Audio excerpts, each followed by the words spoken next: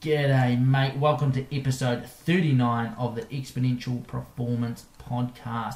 In this episode, we jump into some rapid fire Q&A from you guys out there listening in podcast land. So let's get into it. Welcome to the Exponential Performance Podcast. Join sports scientist and performance coach Matty Graham to find out how to train smarter and maximize your performance no matter who you are. G'day mate, it is so good to have you here for another episode of the Exponential Performance Podcast. Welcome along to episode 39. Now I realise it's been quite a long break between pushing play and listening to a podcast, so I apologise in advance for that. And things aren't really getting any quieter at the moment, so with that in mind, what I decided to do was make no more excuses and just push the record button and get an episode downrange for you to enjoy, to inform you, to help your training, and just get it done. So here it is, episode 39. What we're going to do today is tackle some Q&A. I've got some rapid fire Q&A from social media today, so I posted on the Exponential Performance Facebook page and also on my Instagram account if anyone's got any burning questions. So I thought I'd fire those in there so that we've got some content for today, because I've been having a little bit of a block with the podcast. It comes time to record it. I've been really busy. I haven't put much thought into what I'm going to record, and I can't get in the groove of what content I should put out there. So I threw it over to you guys, and you have given me lots of ideas, and keep those ideas coming. Now, over the last few weeks, there hasn't been a full duration episode of the podcast, but there have been some sound bites. Now, these sound bites are a little excerpts from previous podcasts, breaking it down so it's not the long episode, but it's just little sound bites of the different topics, key questions, and my answer to them that people have asked. I'm releasing those both on YouTube and also on SoundCloud, so make sure you check those out. Let me know what you think of them. Are they helpful? Is it helpful having these short little excerpts, little sound bites? Is it helpful to you? Does it make them a little easier to share? And if it is useful and it is helpful, which topics or questions or podcast episodes would you like to see have sound bites made of them? So I'm going to keep trying to make sound bites every week, release them out there, and also get on top of releasing this podcast on a little bit more of a regular basis from here on. So just a reminder, if you do have questions for me, you can send them to me via email. Hit me up over on Facebook at the Exponential Performance Coaching Facebook page. On Instagram, follow me over there. Or the best way is to leave a voice message. So you can leave me a voice message at www.exponentialperformancecoaching.com/ask, ASK. Leave me a question over there. If you leave me a question, I'm going to send you a free copy of the Performance Temple handbooks. Now, the Performance Temple, if you have not already got your free introduction to the Performance Temple, make sure you go and download that. You can get that over at exponentialperformancecoaching.com, and you'll find it there. What it is it is the learnings, everything that I have learned about structuring training, and the foundation of what you've got to get sorted to have a successful training program. So make sure you go and check that out. Also, it would be greatly appreciated, rather than just asking questions, leave me some feedback. Leave me some feedback, whether that be on Facebook, whether that be on Instagram, whether that be on email, or if you want to send some feedback via the voice message, that would be greatly appreciated as well. Leave me some feedback about how you're finding the podcast, but not just about how you're finding the podcast, but tell me a story about what you've been up to and how the podcast is helping your training. What are you doing that you've learnt from the podcast that's helping your training. So not just about how you enjoy listening to me, but I want to hear about the doing, the things that you are doing from the things you're learning. So get over to the voice message at exponentialperformancecoaching.com/ask. Leave me a question or leave me some feedback. It would be greatly appreciated. Remember, I want to help you as much as I can with this podcast, and that's what it's all about. So the more I hear from you, the more I'm able to give back to you. So let's crack into the first question for today. This is a voice question all the way from Norway. Let's hear it. Hi Matty, this is Stian from Norway. I saw your YouTube post concerning high and low pulse. I struggle that my pulse in periods is much lower than normal, about 10 to 15 strokes, both on hard and easy workouts. I'm a runner. I know that this happens on hard sessions if you have exercised too hard for a period, but will this happen on the easy workouts as well? I run 5 to 6 hours a week, divided into 5 sessions. 2 are hard and the rest is easy. I think I should tolerate this even if I have 2 children and a full-time job. My friends that are pretty good runners mean I'm getting in better shape, but I'm not so sure that it's true. Do you think the total stress on my body is too hard? Thank you. Total stress on my body is too hard. Thank you. Well, yeah, thank you very much for your question. Now, the video that they are referring to is on YouTube, and if you haven't subscribed to my YouTube channel, make sure you do that. The link will be in the description below, or if you're already over on YouTube, there's a video out there about high and low heart rates during training. And this video is about if you're out there and you're putting in a really hard session and you can't get your heart rate up, what does that mean? And often it means that there's so many stress hormones floating around in your bloodstream that your heart rate gets suppressed. It gets so used to being bombarded with all this adrenaline and noradrenaline that it no longer responds. It becomes unresponsive to your stress hormones. And this is why you can often have a low heart rate when you're trying to train hard. Alternatively, as you'll hear in this video, is if you're cruising out there for an easy training session and you're overtrained or you're overstressed, your heart rate will be higher than normal. So this is what this video covers. And anyway, our friend from Norway is saying that their pulse rate is lower than normal. Now, what I think we've got a case of here is not so much a high training stress or a high life stress. What I think this person may have is just a lower than normal pulse rate in general. So what's the best thing to do from here? I don't necessarily think it's about your training load, although it could be.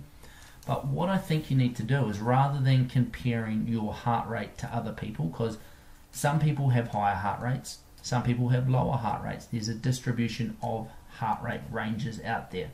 If you've got a really big heart and a lot of blood, it does not need to beat as fast to meet the demands of the exercise.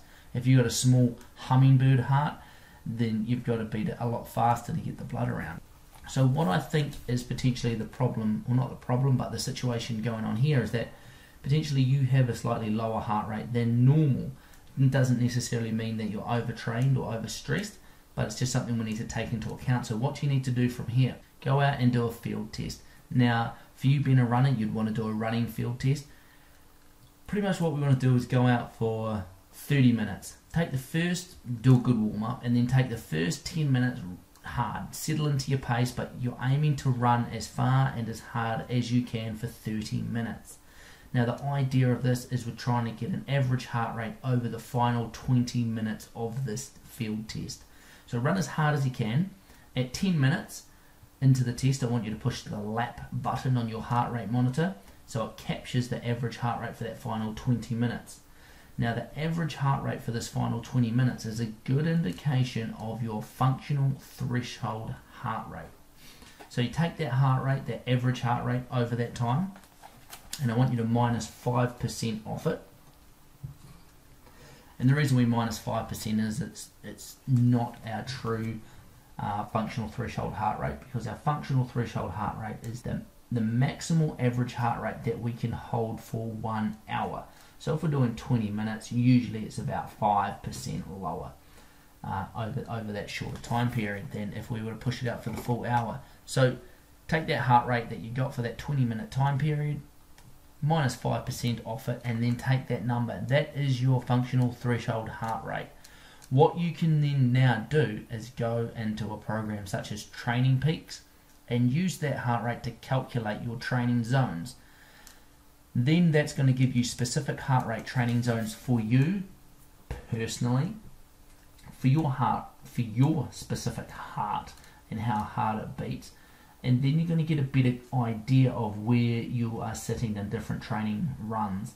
So if you're doing an easy run, you want to be down in that zone 1 to 2. If you're running along and your heart rate isn't able to stay in that zone 1 to 2 in that easy run, then we start to know that your heart rate has been affected by your stress hormones. Or for example, if you're trying to do intervals in zone 4 or 5, but you're not able to get your heart rate up there, then we know that it's starting to be suppressed.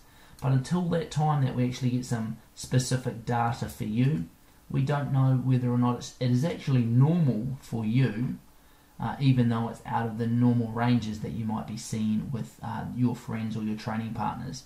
So get out there, do a threshold test, a functional threshold field test, and this will be a really good way to track your performance over that 20-minute time block, how far you can run in that time.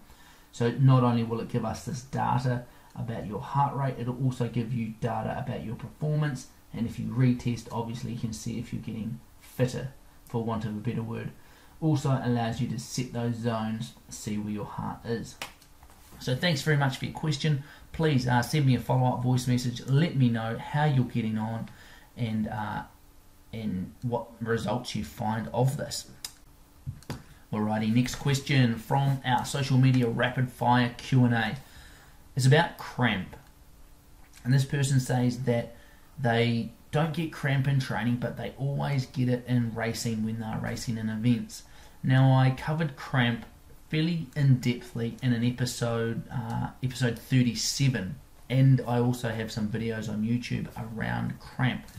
But I want to cover it again today because obviously people have still got questions about it, so it never hurts to recap. But if you want to dig into it deep, have a look at episode 37. So, key things about cramp. This is what we kind of know. Cramp is a neuromuscular problem, okay? So it involves both the nervous system and the muscle. One of the biggest things that cause cramp or seem to cause cramp is an imbalance between training intensity or duration and racing training or duration. So there's a mismatch between what you're training your body to do and then what you're asking it to do in competition. And that's why often people will not cramp during training, but they will cramp in a race because they're asking their body to go harder or to go longer or to go over different terrain or do things in different sequences than they would in training. So if you are experiencing cramp in a specific area of a race repeatedly, say it's during the run in a triathlon or it's during the end of a long bike race, then you need to think about addressing and adding that aspect into your training. So really work on that and identify where they are. Often you can identify where you're going to cramp in a race, and then you can work back from there and integrate that aspect into your training. Also, I believe that cramp is a great signal that you're working hard in a race, that you're pushing your limit. Your body is trying to tell you to slow down because it's not capable of pushing much harder for much longer. So I don't necessarily think cramp's a bad thing. It's a good signal that you're pushing hard. If you're one of these people that aren't cramping when they're racing, you need to push a bit harder. push a bit harder. If you're not cramping, you've still got capacity left to push. So let's see if we can push ourselves to that cramp in our races in the future. Now, I had a comment after my last podcast when I talked about sodium or salt not being a factor in cramp, based on a couple of research papers out there that have looked at sodium levels in the blood before and after an event. And those people that cramp don't seem to have any difference in their sodium levels following a race. And someone asked, am I anti-salt, anti-sodium, anti-electrolytes? And the answer is no. It's definitely not. What I would say is, if you are cramping, make sure you're getting enough electrolytes. Make sure you are getting enough salt in with your race nutrition and also in your nutrition leading into the event. Once you have ticked this box, then you're good to go. It's obviously not that if you're still cramping. I am not anti-sodium, but I definitely am anti people making a lot of money off selling stuff to people that they don't really need. So when it comes to electrolyte tablets and drinks and the rest of it, if you don't need it, then there's not really any point in buying it. I get frustrated when people have a problem and the first thing they do is, what can I buy to fix this problem? And often that's not always the case. However, marketing people know this, and they'll push it down your throat, so to speak, literally. But I would definitely say tick the sodium box. Make sure you've got enough. If you don't know how much sodium you need, get in and see a nutritionist. Is my number one recommendation. Get in and see a nutritionist, and they'll be able to sort you out. But tick the sodium box for sure. If you feel that your electrolyte tablets are the difference between you cramping and not cramping, then keep taking them. 100% keep taking them. If you like your electrolyte drink, just like I do, I use the SIS electrolyte tablets at the moment, and they are great. But it's not the be-all and end-all when it comes to cramp, so don't think about it in that way. Because remember, I talked about it in episode 37, if you're getting cramp in the same place repeatedly, some soft tissue massage work in that area could be a very, very beneficial thing. And finally, in a race, if you're cramping, do not try and push through it. It's a signal from your body that you need to dial it back.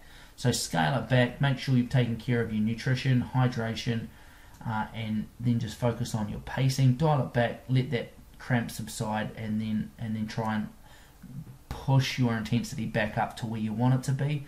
But if you keep cramping, it's just going to keep getting worse and worse and worse. It's going to make you slow down if you don't voluntarily do it. And when cramp makes you slow down, you can't just slow down a little bit. It completely, knocks you out. So make sure you take and manage that cramp early on. So I hope that answers your question about cramping, and let's jump on to the next question. I get this question a lot, and I thought, well, I might as well address it here, is what am I personally training for at the moment? Well, I am personally training for nothing at the moment, to be honest with you. What I find is when I was younger, I would go from race to race to race. I always needed something in my sights. I always needed 2 or 3 things in my sights, long-term goal, and then lots of multiple little races leading into it. And I'd race as much as I possibly could. These days, it's a little bit different. I've got a very limited amount of energy to go around when it comes to family, to work, and to coaching, and the rest of it, and my own training.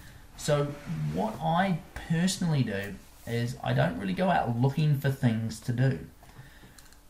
I let them come to me, and it's really funny how things do that. If something comes across in my radar, so to speak, and it gets me really excited, makes me a little bit nervous, makes me a little bit scared, then that's what I'm going to go and do. Rather than going out and just signing up for events because I feel like I should be doing something. So at the moment, I've literally ridden my bike 4 times this year, 4 times, and it is, April. So what's that? Average out is once a month so far, and my body's feeling really good for it. Rather than doing a lot of riding, I'm doing a lot of running at the moment and a lot of strength work to get my body back into good shape. I've got a lot of little niggly injuries from all my last, 5 years of doing a lot of ultra endurance mountain biking events. A lot of injuries that just haven't seemed to come right. They're not crippling injuries, they're just little annoying niggles that don't go away when I've spent a lot of time on my bike. So I've been putting in a lot of running work, a lot of strength work, and just feeling really good for it, getting that structural integrity back, upper body strength, that sort of thing that I've been missing out on because I've just focused my time on getting as good as I can on the bike.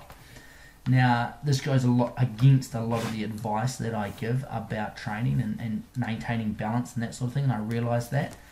And it comes, I guess, from a time-crunched approach. Because I've only got a certain amount of time to train, I always look at the biggest bang for my buck in terms of my performance. How can I get my performance as big as possible, as quick as possible? And if that's spending time on my bike doing intervals, then that's what I go and do. I'll get home and I'll chuck my bike away, and then that's where it all stops, I guess. I've been really bad over the last few years of doing body maintenance work, and so that's what I'm really putting my focus on at the moment, getting my body back into shape. I guess I say I've been ridden hard and put away wet too many times, and there's a little bit of a regeneration phase to do that. And what sort of strength work am I doing? Well, I'm working through the strength training for cyclists, the Ride Strong program that I have online. If you want to go and check out Ride Strong, you can do so over at the Exponential Performance Coaching website at exponentialperformancecoaching.com/ridestrong. So go and check that out if you're a cyclist looking to maintain their body a little bit better this winter. So that's what I'm up to. I'm still looking out for things, and if anything comes across my radar that really excites me, give me those butterflies in my stomach, then I'll let you know and I'll start working towards that. But at the moment, I'm just putting my energy and time into other things. So I hope that answers that question about what I'm training for at the moment and how I go about selecting goals to do. What are the key things that you look for in an event? How do you choose a goal that you're gonna tackle? What is it? Do you need a race every month on the cards, or do you look long term and you've only need one thing to focus on for the year? It'd be interesting to know what all you guys out there do. Now, another question I got was about high intensity training.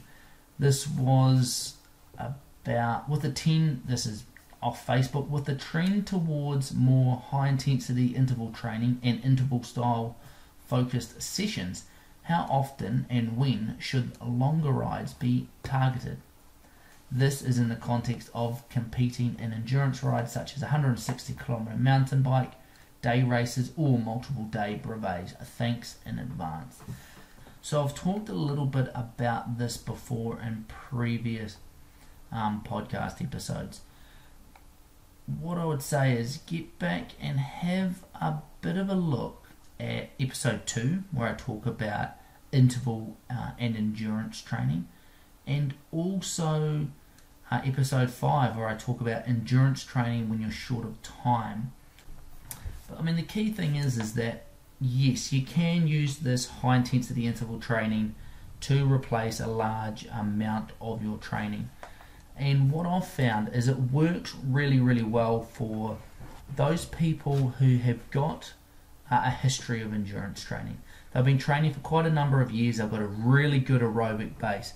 They're an endurance animal, so to speak. They always love to go out there, get in the long rides, get in the long runs, and they've been training that sort of way for quite a period of time.